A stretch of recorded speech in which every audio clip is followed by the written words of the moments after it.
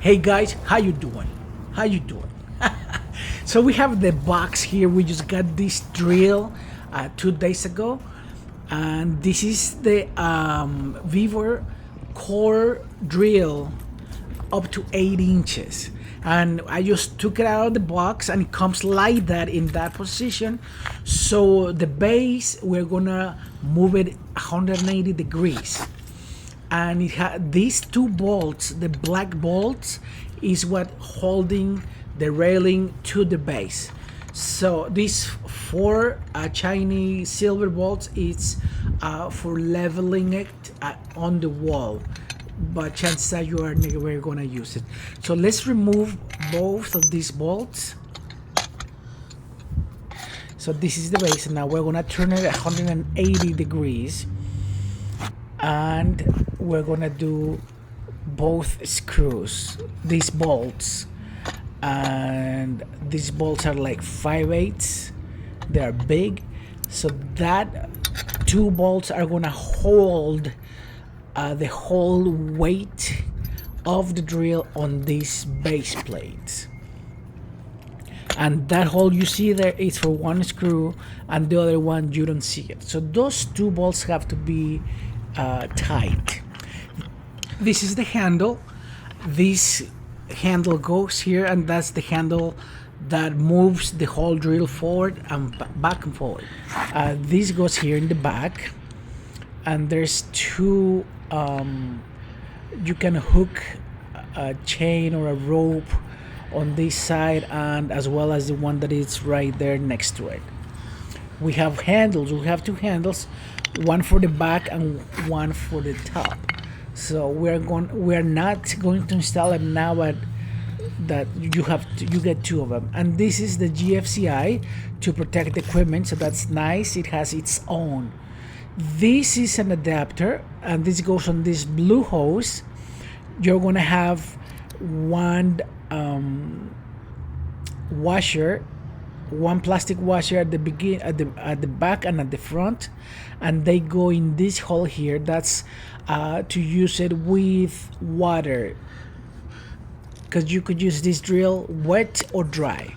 And it comes with this shut-off valve and this hose, but I'm gonna tell you in a few minutes what I did.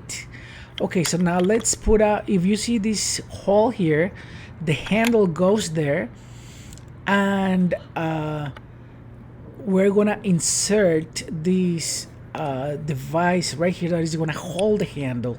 So you're gonna press hard or hit it with a hammer slightly so it goes in by pressure.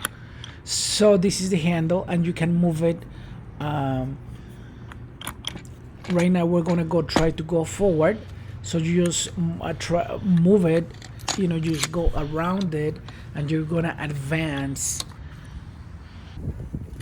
So the drill came with these hoses. This is the water hose, because you could use it dry or wet. But this I didn't find this thread. It's, I don't know, Chinese or European, I don't know, but I couldn't get anything compatible with the United States, the metric of the standard.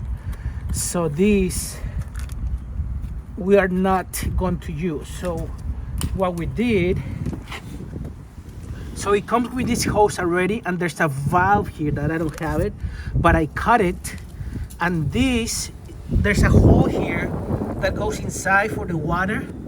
And then what I did is I cut the hose. It came with this hose. So right here I have an adapter from 3/8 to 1/4 inch, and I have some the clamps are 5/16 to 5/8. So these are these clamps, and then I have this valve that's 1/4 inch by 1/4 inch. So it's 1/4 inch by 1/4 inch inside diameter ID with two clamps. We're gonna control the flow of the water here, close to here. And the hose, this hose is 50 feet. I got a 50 feet because you never know how close or far you are from the water source. This is 1/4 inch ID by 3/8 OD. 50 feet. And then at the end, to connect it to my faucet, I have the 3/4. This is 3/4 garden hose by 1/4 of an inch ID, and this is 50 feet. And now we're gonna connect it to the water source. So I have this adapter because my laundry sink faucet is not 3/4. So I'm putting an adapter from I don't know the size to 3/4 hose, and this is my hose. That's my 3/4 by 1/4 of an inch ID, and remember the hose is 1/4 of an inch ID. So now I'm gonna hook it up, and hopefully you're gonna do it from a spigot outside, and that's usually 3/4. So now we're gonna install the base plate. That's very important. I have 2 tapcons that we're gonna hold it with. These tapcons are 1/2 inch, and you use a special big 1/2 inch for tapcons. So we drill 2 holes first. You didn't see it in the video, and now we're gonna drive the 2 tapcons. These tapcons are 5.5 inches, and they're 1/2 inch. So I'm using this drill, this impact drill to drive them. And these 4 screws are to level your base just in case your surface is uneven. So you just can level it with that. But we don't need to do that because our brick is plumb.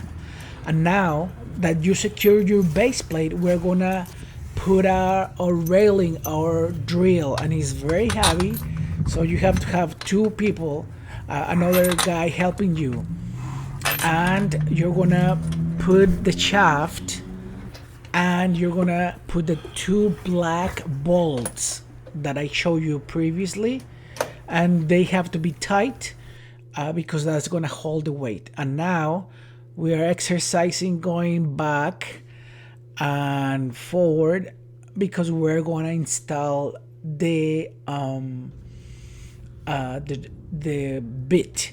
This came with the drill. It's a 4-inch bit for masonry, but we're gonna use this one on the left that is 6 inches because we need a bigger. But this is 4 inches. It comes with it, so it's amazing. The price, just the bit itself, is like $80, and the drill itself was $200. So it's like, wow, just renting the drill is $100 a day, and then you have to pay more for the drill bit. So $200 is almost the price for the rental and for the rental of the drill bit. So this is a very good price. And now I'm screwing it. I'm gonna use 2 wrenches to secure my bit. Now we're going, if you see water, we turn the water on, and you can see the water spraying everywhere. You have to control that, and you have to go easy, not too hard at the beginning, so it grabs its groove, because it has to drill into the concrete, into the brick. So you just go slow, steady but slow, and as you go, you're gonna feel how it goes. If you go too fast, it can bind. So go with even pressure, but very steady and very slow. To make this hole, it took us like 15 minutes. So really it's not that long, and it cuts very nice, very clean. So as I said, you just have to play by ear, and if it binds, then don't push it too hard. But if you go steady and easy, as you could see the hands, they're moving, going forward. and you could see the trace of the water and the trace of the brick because it's cutting, and it doesn't need that much water, so you don't need it to spray everywhere, and you just have to be patient. And as you could see, both hands, how they're moving, how fast we are advancing with the drill. Look at my hands, and you could see that we're going forward. And now we are almost at the other end.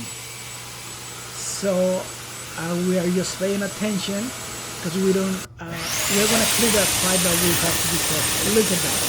That's a beautiful sight. It's cutting, it cuts through, and we're just gonna go half an inch forward, and then we're gonna pull it back. And you just pull it back, the same way you push it forward. So that's it. We cut the hole. It's 6 inches in diameter and like 14 inches in length. So it was a beautiful thing.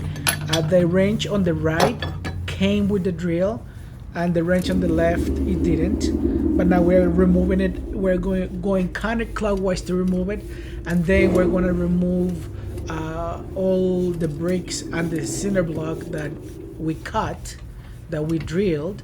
And it's very easy. You just push it, shake it, move it, and sometimes it would take you can drive something at the center of the shaft with a hammer to remove it, just in case it gets stuck.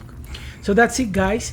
It was we did 4 holes like this, and it was very, very nice. I'm very happy with the drill, and the price, you cannot beat it. So it's the price of a rental. So thank you so much for watching. I hope you liked the video. Like and subscribe, and see you next video.